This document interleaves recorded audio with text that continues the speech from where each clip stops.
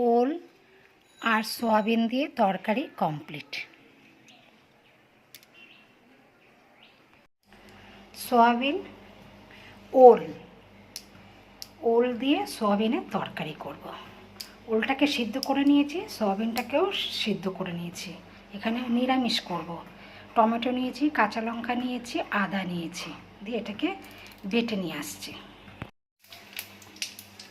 এবার মশলাটা দিয়ে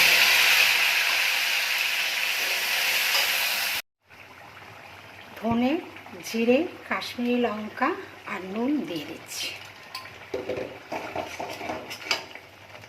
মশলাটা তেল ছেড়ে দিয়েছে। এবার আমি দইটাকে ফেটে রেখেছিলাম, দইটা দিয়ে দেবো। দিয়ে ভালো করে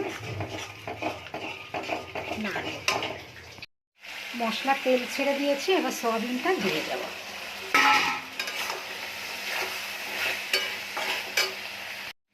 এবার ওলটা দিয়ে দিচ্ছি, দিয়ে ভালো করে কষে নেব।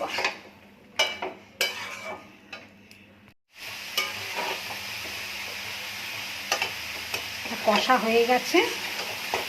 এবার আমি একটু গরম জল দিয়ে দিচ্ছি।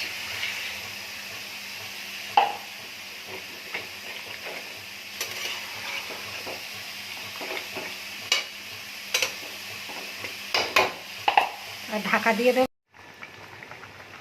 ওল সয়াবিনের তরকারি হয়ে গেছে। এবার গরম মশলা দিয়ে দিচ্ছি, সামান্য চিনি দিয়ে দিচ্ছি, দিয়ে নেড়ে চেড়ে বন্ধ করে দেবো।